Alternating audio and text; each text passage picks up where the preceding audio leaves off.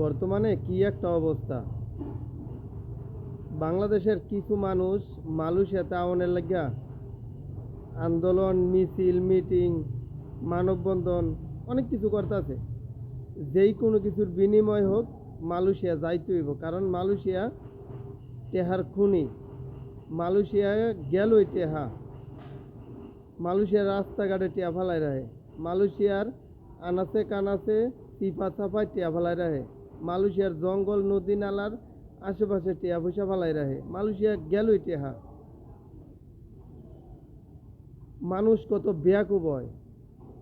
এই যে এত এত ভিডিও আপলোড করতেছে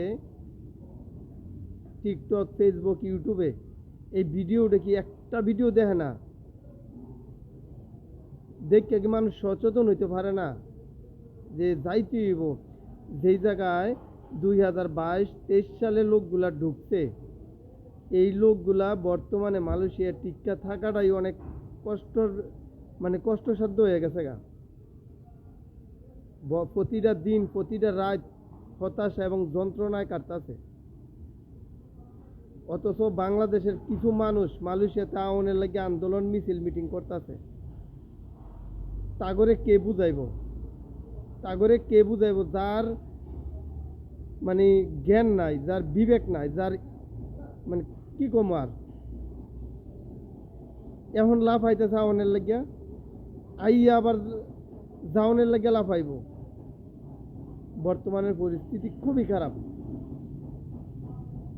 যদি আইয়েন আপনারা ভাই, আইয়েন আপনারা আইয়েন। আপনারা লক্ষ লক্ষ যে ইনকাম করেন, এটা দেখার অপেক্ষায় আছি। আইয়েন, ঠিক আছে? আইয়েন আপনারা। এই বাংলাদেশের মানুষের এই লাফালাফি, এই পিগলা ফাগলা দেখে দালাল এজেন্সিরা সুযোগ নেয়। এই সুযোগ নেওয়াতেই দালাল এবং এজেন্সিরা হাজার হাজার কোটি কোটি টাকার মালিক হয়, শুধু এই লাফালাফির কারণে। কারণ তারা জানে যে বাংলাদেশের মানুষ কলিংয়ের নাম কইলেই লাফালাফি শুরু হইব।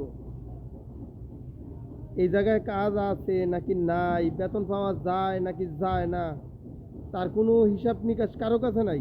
খালি ঢুকতে পারলেই মনে করে যে টিয়া। কারণ মালয়েশিয়া তো রাস্তায় টিয়া ফেলাই রাখে, ঢুকতে পারলেই টিয়া।